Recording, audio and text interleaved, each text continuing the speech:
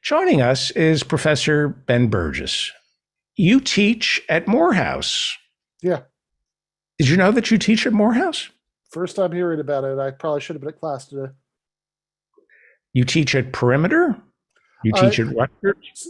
okay, so right now I'm not teaching anything at, well, actually I sort of am, but right now, at least in terms of regular university teaching, um, the two classes I'm teaching at Morehouse are it. I am scheduled to teach an online class at Rutgers in the fall. Obviously, I'm in Atlanta. That's in New Jersey, so it's online. Right. And did Howard Zinn teach at Morehouse? Close. He taught Spelman, so it's right by there, and it's Okay. like a sister school basically. So, yep, Right. And it's a historically yeah, black right. university. Both of them are, yeah, yep. And you were just on Joe Rogan, Hmm. and you're a columnist for Jacobin. Okay, I Did you should know that? start. I should start taking notes and not just hope Yeah. that I'm This going is to remember just all the stuff. Just want to remind you of all the things you do.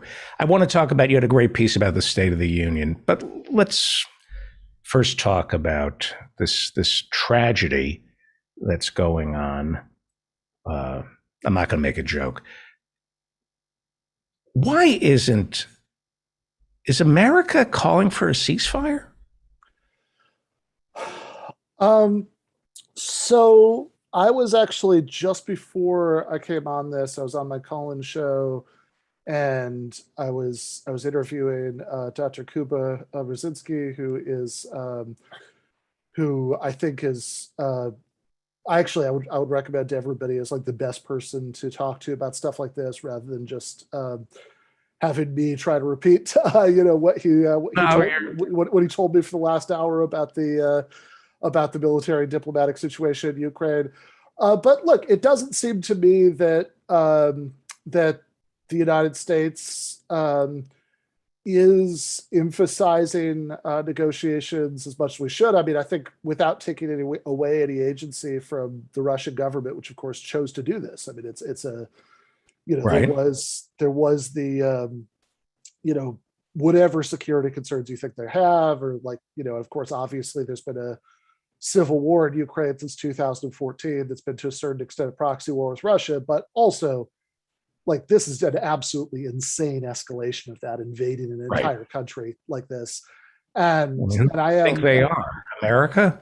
yeah, no, exactly. Well, I actually think the America analogies are really useful sort of on both ends, because on the one hand, it definitely gets to the hypocrisy of mainstream politicians, but on the other hand, I think about like some of I mean, I think there are some sanctions that could really hurt ordinary Russians, and I'd be against that. But like when I think about sort of targeted seizures of assets of Russian oligarchs, I think, okay, well, in 2003, if other powers responded to the invasion of Iraq by seizing some of the wealth of like Halliburton or Donald Rumsfeld, as a pressure tactic, I would have been 1,000% okay with that. So I guess I'm fine with this too. But I do. But ultimately, though, I mean, I guess the only other thing I would say is that I do think that there is no way out of this that's not either what recently I saw a clip of Hillary Clinton on TV almost salivated at the prospect that Russia was going to face this long-term insurgency in Ukraine, and it was going to be like Iraq or Afghanistan, which I think is a pretty awful thing to wish on any country. And so if that's not going to happen, I mean, I assume that the Russians will eventually be able to push through, and you know, I people are saying, oh, it's not going as well for them as they thought or whatever. My understanding is that there's some truth to that, but also, I mean, it took the United States a lot longer than this to even invade Iraq, and that's Right.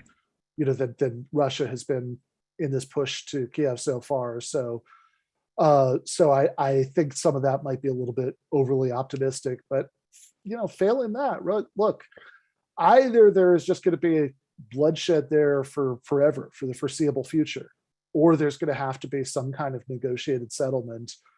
And I I I really, really hate this thing about American culture where every conflict everywhere is World War II. Anytime you ever hope to have a negotiated end to hostilities, your Chamberlain at Munich.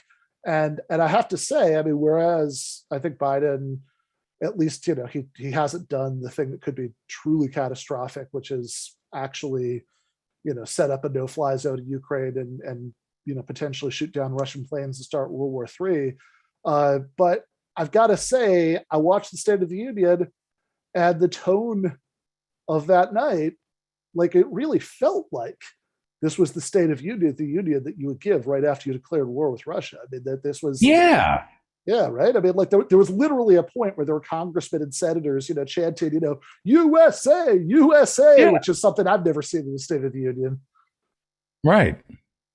Yeah. I mean, it's, he loves to talk tough. He can't back it up other than economic sanctions. So again, sometimes I get an idea in my head and I can't let go of it. In a previous time, there would be shuttle diplomacy, right? There would be a frantic effort on the, Blinken would be going from Geneva to Belarus to Moscow to, talk. Let's figure this out. Is it possible that we have a president, we have people from West Exec advising him who are so depraved that they want war, not because they think war is a good thing, but because it's necessary? Do you think we have people who think this invasion of Ukraine is necessary? Oh, sorry, people where who think the invasion of Ukraine is necessary? Advising Joe Biden. Are there people, and I can't wrap my head around this because I know what rage is. I know what anger is. I would love to beat somebody up, but I know it's wrong. And I know war is wrong. And you see one picture of one kid in a hospital and I will do, as leader of the free world, I will do everything in my power to make sure this never happens again. Yeah, look, I mean, I'm sure there are people around Biden who want the United States to escalate its involvement. I mean, I've been going through.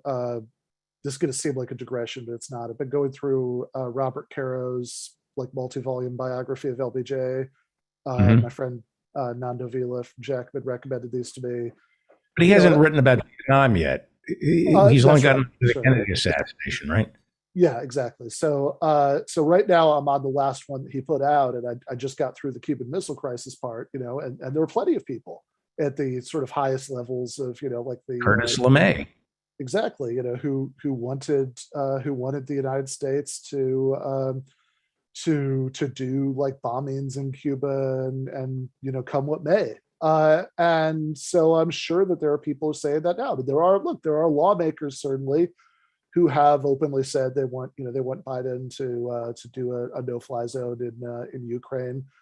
And I actually find it really horrifying that it feels like in the few decades since the Cold War ended and the kind of thought of global thermonuclear destruction has dominated everybody's thoughts a lot less. I feel like there has a certain amount of collective amnesia about how bad that would be. I mean, if how bad even a conventional war between the US and Russia would be, never mind the extremely real danger. I mean, Russia has already placed its nuclear forces on high alert, the very real danger that that would escalate to a nuclear war. I mean, that's, I guess it just seems to me that nothing would be worse than that. And I also wouldn't underestimate, I think, actually, let me put it this way. I think oftentimes we overestimate the rationality of imperial world powers. I think in many ways, Russia invading Ukraine was an insanely self-destructive thing for them to do, in terms of the effects on the Russian economy and in terms of even the goal of stopping the spread of NATO. I mean, now all these other countries want to join NATO. I think it was a self-destructive thing to do, but some people want to say, oh, well, I guess they must have really had these other goals, whatever. It's no, I think sometimes great power is just do really self-destructive things because they get into a situation where they feel like they have to show everybody who's boss, and then in the process they end up making things much worse for them than they were before. I mean, I think in some ways the America's war since 9/11 have shown the same pattern. I mean, like it's very hard to see, like even in a really cynical imperial sense, just thinking about American interests, it's really hard to see what we got out of those 20 years of war. Nothing other than heartache, death, and the end of our empire. I know in my heart that fighting comes from fear. Mm-hmm. I know that you invade another country out of fear to kill the thought that you're weak. I know that. And I know that sounds touchy feely, but it's true. Yeah. So is this something Jake Sullivan, the national security advisor, and Blinken, these people are really supposedly better informed than we are. Is it conceivable that they want Putin to invade Ukraine because that will show how weak he is? He'll get stuck in the mud, and Russia, the current iteration of Russia, will crumble in Ukraine. They'll occupy Ukraine, but the Ukrainian people seem to be valiant. 90% of them do not want Russia to stay. Is this a strategic move to bog Putin down and get rid of him? I mean, I suppose it's possible. There was, what's Carter's national security advisor, Zeb. I was talking about this. Zbigniew Brzezinski. Yes, had famously bragged that he'd trapped the Russians in the Afghan trap. So I mean, it wouldn't be totally unprecedented if that were true. I mean, I don't know if it actually is true in this case. I mean, this could have just been that there were. It could have just been that there's that nobody thought this was really going to happen, and the United States has been operating on the assumption that Russia wouldn't do things like this. So I mean, the fact that there have been even like the fact that NATO was expanded to the Baltic states, and that there was at least the indications that at some point that might be possible in Ukraine too. I mean, I think as an indication, the United States was probably assuming that Russia wouldn't do things like this, unless you think it was just a sort of long-term calculation that. Well, so I'm confused, because wasn't Biden saying weeks before, there's no question he's going to invade? It's going to be 2:00 Eastern Standard Time next Wednesday. And yeah, I mean, he knew he was Putin. So if Putin's going to invade, what do you owe it to the world? If the invasion's a week away, right? What do you owe it to Ukraine and the world? What should he have done if he was absolutely? Sure. So there was an op-ed by Bernie Sanders in The Guardian where it's called something like "We must do everything possible to stop disastrous war in Ukraine." That might not be the exact title. Where it seemed like what Bernie wanted were negotiations where like everything would be on the table. That it wouldn't just be there were a lot of sort of hard lines, right? We're not going to negotiate about this, we're not going to negotiate about that, and I guess we'll never know. But I think the assumption that something like that couldn't have stopped things from escalating to this point seems a little arbitrary to me. I mean, I think that, and look, I totally get from a Ukrainian perspective why the idea that they could, join the EU someday, and whatever economic benefits they thought they were going to get out of that they might someday have the security protection of NATO. Like, I totally get why that would be an attractive thing. But on the other hand, I think being realistic, that we do live in a world with great powers and spheres of influence and all that stuff. It'd be much better if we didn't, right? But since we do, Right. there is, you know, Kuba in the conversation tonight had a good analogy, right? It's like, okay, theoretically, Canada could pull out of NATO and enter into a security alliance with China and Iran, but we all know they're not going to. And one of the reasons they're not going to, not the only reason, but one of them is that it wouldn't end well for them, right? So I think that that the range of options that Canada realistically has when the United States does something militarily is they'll either get in on it or they'll do nothing, right? That anything else is off the table. And so when people say like it would be a disastrous thing if Ukraine was reduced to like the status of Finland in the Cold War, where they're like Soviet Union was really casting this long shadow over them in terms of what they could do in terms of foreign policy. I get that. On the other hand, I have to say, I think their fate's a lot worse than being Finland. So, I mean, if you could, I'm not saying it's, 1-to-1, but I mean, if you could be long-term neutral and have, I mean, like, Finland, I think is actually one of the more attractive places in the world to live and has been Right. for a long time. So I think, and I also think that there's an element of cynicism here because okay, look, is the primary bad actor here, right? The Russian government, of course it is. They're the ones who actually did this, right? But also, like, why is it, right, that we weren't willing to put things like NATO membership, NATO status in the future on the table for negotiation? It's certainly not because the United States was actually prepared to go to war to defend Ukraine. I mean, clearly not, right? And I'm not saying we should. I think that could potentially end the world, but like clearly that's not something we were prepared to do anyway, right? So why weren't we willing to do that? And it does seem to have a lot to do with the idea that the United States has been the unchallenged kind of global hegemon for so long that just the idea of anybody else telling us what to do has just become completely unacceptable. And I think I would say, right, without taking any blame off Putin, that I mean this is some evidence that that's an attitude that makes the world a much more dangerous place. So the Ukrainians do not want Russia in Ukraine. Yeah, I think that's mostly true. I will say, right, that I think there are exceptions to that. I think that there are parts of Ukraine that are ethnic Russian and they're pro-Russian attitudes.